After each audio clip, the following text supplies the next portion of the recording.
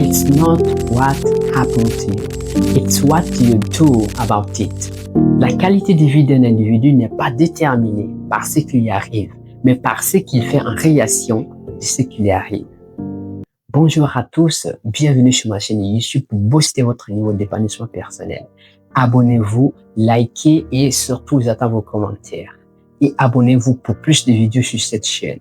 Aujourd'hui, nous allons voir quelques personnages que j'appelle les positive thinkers, qui veut dire en français les penseurs positifs.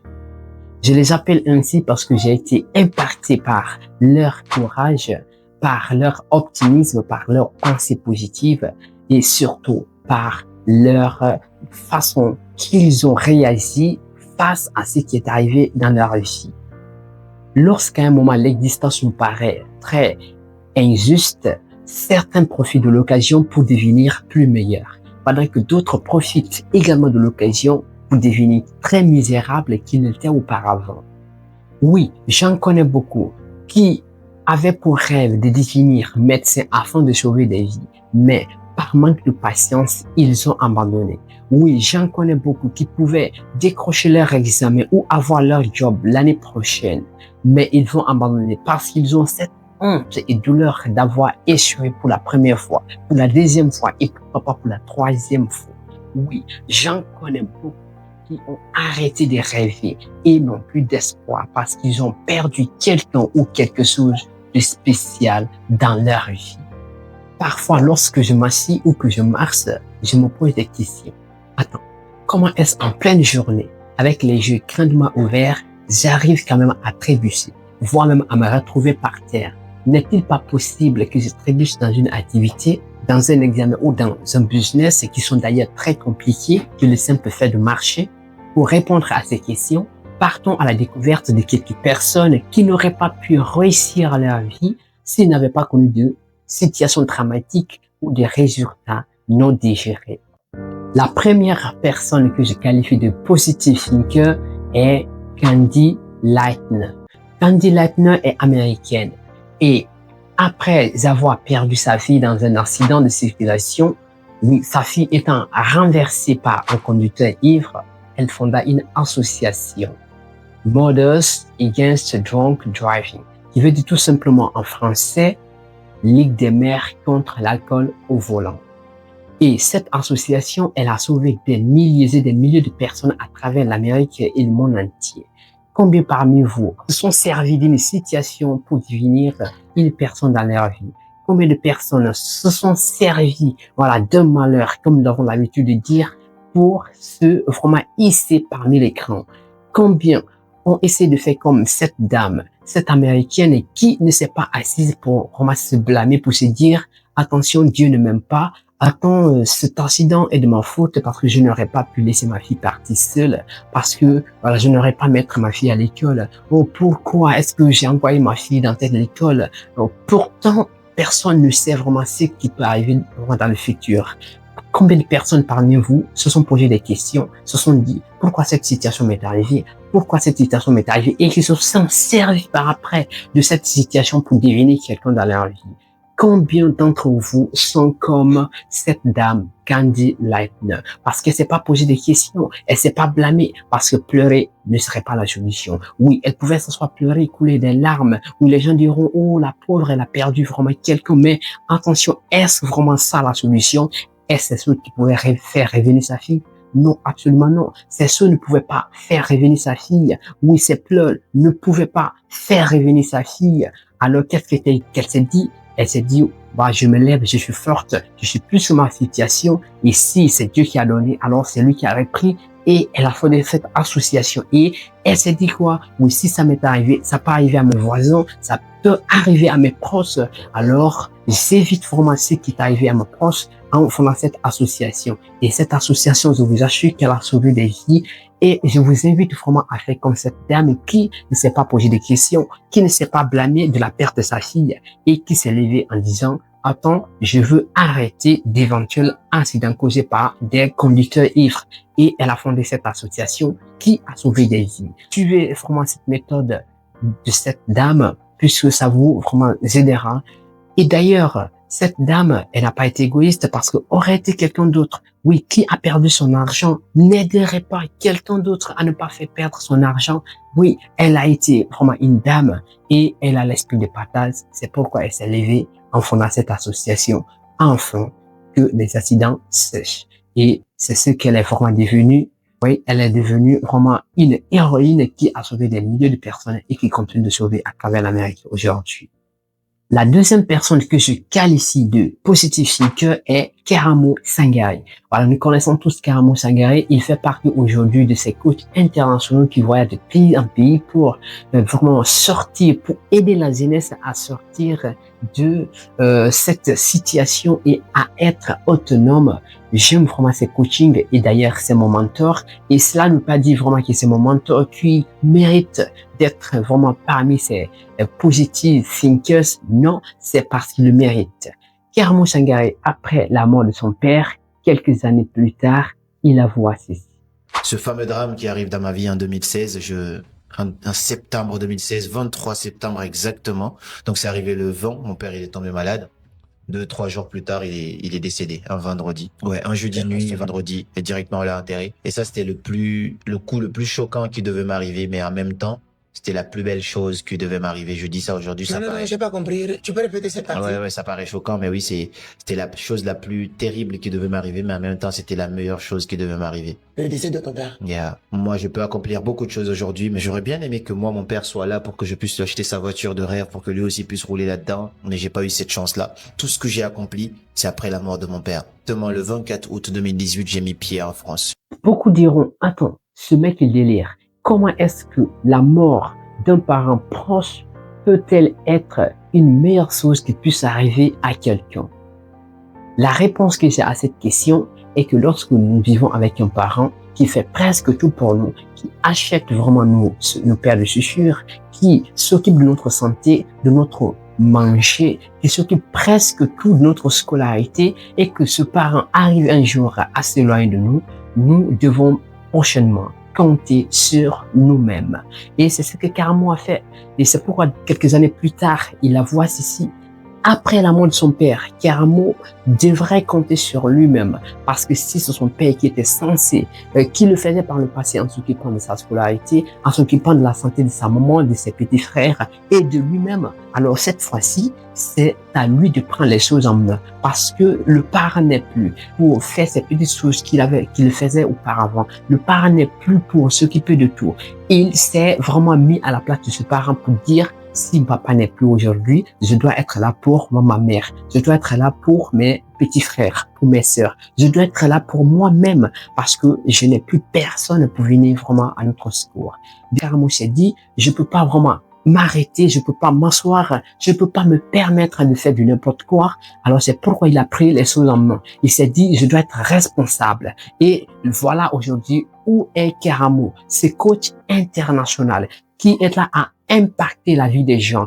Et si Karamo ne s'était pas servi de cette situation, si Karamo n'avait pas pris ses responsabilités, est-ce qu'il serait aujourd'hui coach international? Alors d'autres diront que oui, il serait coach international, mais sauf que personne quand même ne connaît l'avenir, personne ne saurait si Karamo serait celui qu'il est aujourd'hui. Mais je peux vous garantir que Karamo, s'il n'avait pas perdu son père jusque-là, il aurait vraiment peut-être 30 à 40% de chances de devenir aujourd'hui coach international. Il a pris toutes les choses au sérieux et voilà aujourd'hui pour où est Karamo Sangare. Et je vous invite tous à faire comme Karamo Sangare parce qu'il a perdu vraiment quelqu'un qui lui était cher. C'est pas parce que voilà, il n'a pas voulu que son père soit là aujourd'hui pour profiter de cette belle vie qu'il mène. Il l'aurait bien voulu, mais c'est Dieu qui en a décidé ainsi. Vraiment dommage qu'un jeune se mette pour quémander. Et c'est vraiment dommage que ton parent soit malade un jour et que tu puisses pas l'amener à l'hôpital et que tu puisses pas vraiment t'occuper de toi-même pour aller à l'école, pour sauver, disons, ta famille.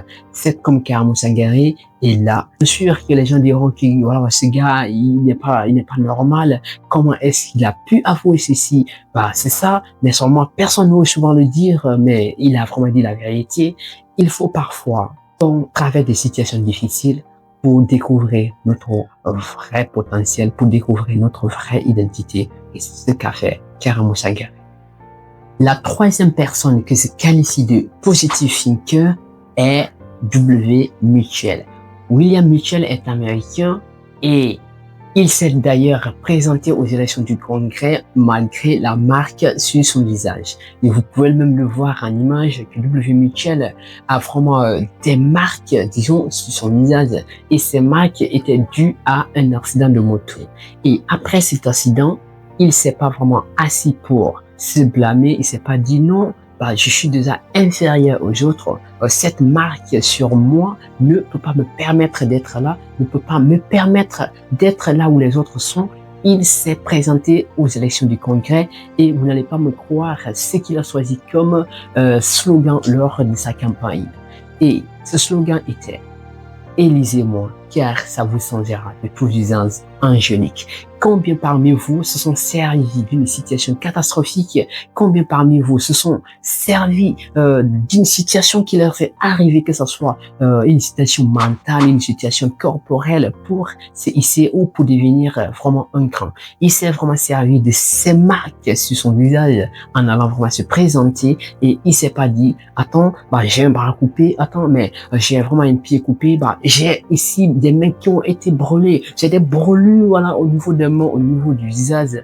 Il s'est pas posé cette question. Il s'est dit, il n'y a pas de différence. Aujourd'hui, je vous parle de W. Mitchell qui a été l'un des grands conférenciers qui a impacté la vie des gens et qui a vraiment aidé les gens à travers l'Amérique et partout dans le monde entier, parce que même si il s'est pas présenté presque dans tous les pays pour ces conférences, nous avons quand même eu la chance de les suivre à travers les réseaux sociaux, regarder les vidéos à travers les réseaux. Alors W. Mitchell, c'est vraiment un positive thinker et d'ailleurs cette citation célèbre qui parle de lui et qui restera, qui va l'immortaliser, qui dit "It's not what happened to you, it's what you do about it", qui veut dire c'est pas ce qui arrive qui compte, mais c'est ce que tu fais en réaction qui compte. Et je vous ai parlé de cette citation dès le début de cette vidéo. Citation très très célèbre qui vient de lui, a aidé aujourd'hui beaucoup de personnes. Et d'ailleurs, c'est l'une de mes citations très très préférées. Je dirais même qu'il est la meilleure, parce que vous n'êtes pas sans savoir que chaque jour, nous avons des situations qui nous arrivent. Nous avons vraiment plein de choses qui nous arrivent.